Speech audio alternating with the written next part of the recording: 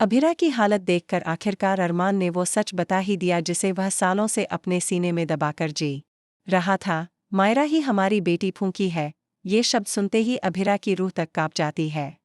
उसके चेहरे का रंग उड़ जाता है। उसकी आंखें फैल जाती हैं जैसे किसी ने उसके पैरों तले ज़मीन खींच ली हो। कांपती हुई आवाज़ में वह अरमान से सवाल करती है, क्या तुम सच बोल रहे हो? क्या मायरा ही हमारी बेटी है? अरमान चुपचाप अपनी निगाहें झुकाकर धीरे से सिर हिलाता है। हाँ अभिरा, यही सच है। कुछ पल के लिए अभिरा जैसे किसी गहरे, भयावह और अंधेरे सपने में डूब जाती है। उसके ज़हन में वो तमाम रातें तैरने लगती हैं जब वह बच्ची की याद में तड़पती रही, रोती रही, भगवान से सवाल करती रही कि उसकी गोद सूनी क्यों हो गई। और आज उसे पता चलता है कि उसकी बेटी कभी मरी ही नहीं थी, बल्कि वो जिंदा थी, बस उससे छीन ली गई थी। गुस्से से कांपती हुई अभिरा एकदम अरमान के पास जाती है और उसे एक जोरदार थप्पड़ जड़ देती है। उसका कॉलर पकड़कर झकझोरते हुए चीखती है, तुमने मुझे मेरी ही बेटी से दूर रखा। तुम्हारी हिम्मत कैसे हुई मेरी माँ होने की पहचान मुझसे छीनने की? मैं 7 सालों तक तड़पती रही और तुम चुपचाप तमाशा देखते रहे। भगवान भी तुम्हें माफ नहीं करेगा। अरमान की आंखों से आंसुओं की धार बहने लगती है।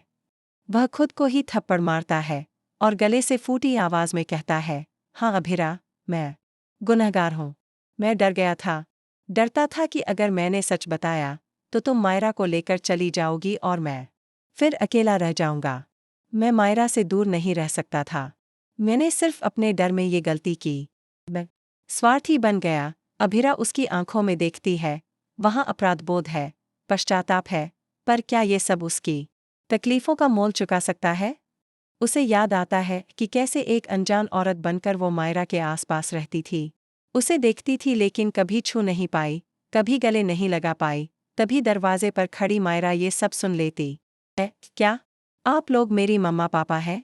उसकी मासूम सी आवाज में दर्द छुपा होता है। अभिरा और अरमान दोनों ही चौंक जाते हैं।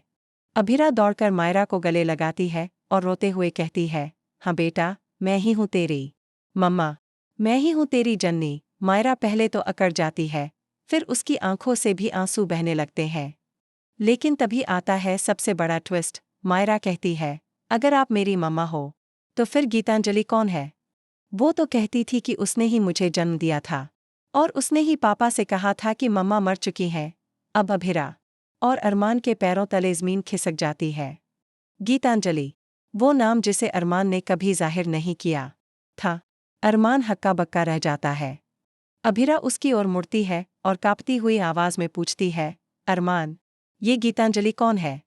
और क्यों मायरा उसे अपनी माँ समझती है? अरमान की चुप्पी इस बात का इशारा करती है कि अब भी कई राज दबे हुए हैं।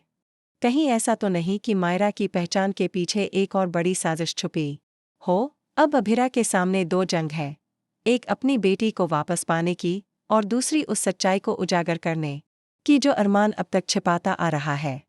क्या अभिरा मायरा को पूरी तरह से अपना बना पाएगी? क्या गीतांजलि सच में मायरा की परवरिश कर रही थी या ये किसी और खेल का हिस्सा है? और क्या अब मायरा खुद तय करेगी कि वो अपनी असली माँ के साथ जाएगी या उस झूठ के साथ जिएगी जिसमें वो पली बड़ी है? जानने के लिए देखते रहिए ये रिश्ता क्या कहलाता है, जहाँ हर रिश्ते के पीछे छुपा है एक राज और हर राज के पीछे छुपा है एक धोखा।